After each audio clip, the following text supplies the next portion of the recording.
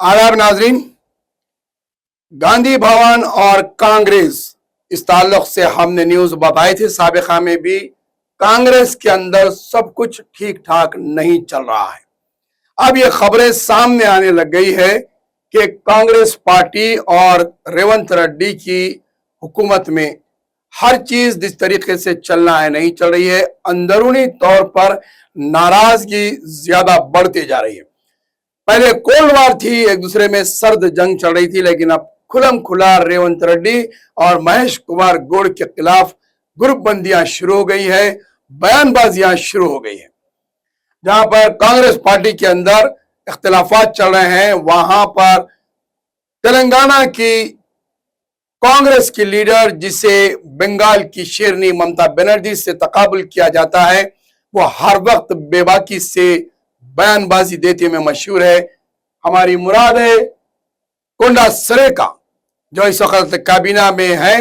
ये हमेशा वक्त के चीफ मिनिस्टर्स रहो या सदर प्रदेश रहो, इन्हें बोलने में कभी पीछे नहीं रही। ये हमेशा हर वक्त आवाज उठाती रही।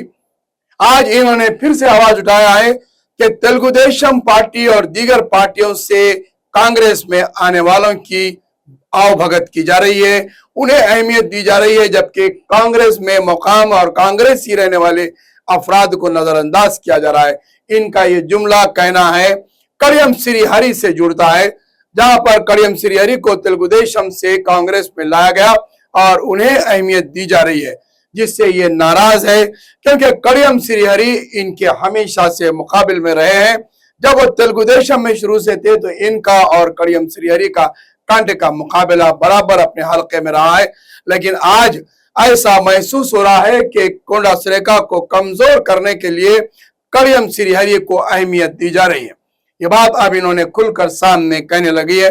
ये काबीना की इजलास में भी शिरकत नहीं की, इससे इनकी नाराजगी जाहिर होती है। दूसरी जानिब जोगपल्ली कृष्णा, ये भी काबीना के इजलास में तो रहे, लेकिन जो इजलास मुनक्किद हुआ था दूसरा इनके हलके में, वो वहां पर शरीक नहीं हुए। और इनकी ये शिकायत है कि जहां पर सियाहती ताल्लुक से review meeting chief minister Revanth Reddy ने ली थी, उन्हें इनको तलब नहीं किया, वो मीटिंग में इन्हें मदऊ नहीं किया गया और इनके मशवरे के बगैर इनके काबीना के फैसले लिए जा रहे हैं और इनके महकमे के ताल्लुक से इजलास मुनक्किद किए जा रहे हैं।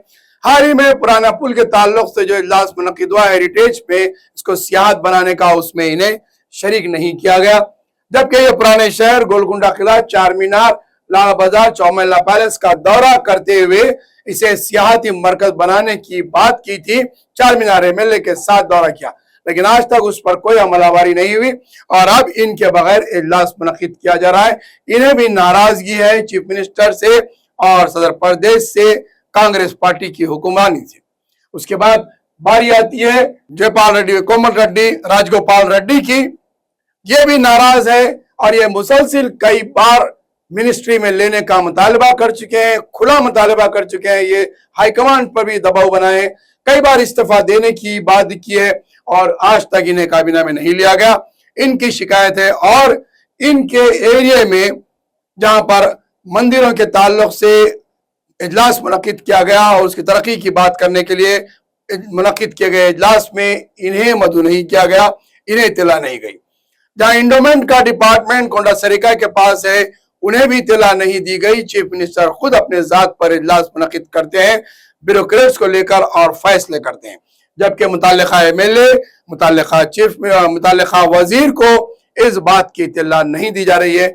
यह सबसे बड़ा शिकायत कांग्रेस में शुरू हो चुकी है और कांग्रेस की मौजूदा हुकूमत को दरपेश है अंदरूनी इख्तिलाफात से।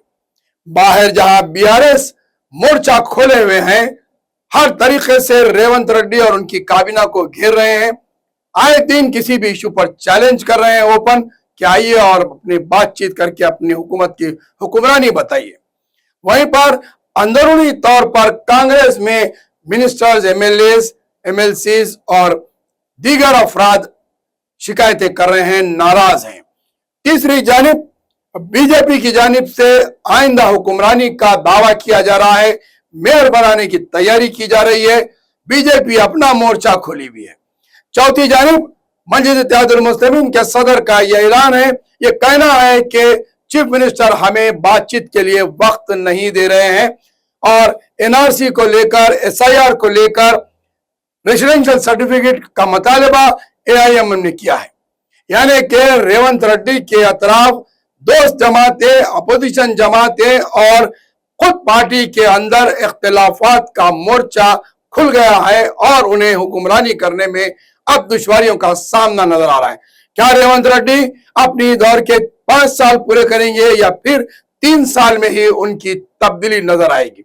क्योंकि पार्टी के अंदर, पार्टी के बाहर और रियासत भर में रेवंत रेड्डी के खिलाफ मोर्चे खुल चुके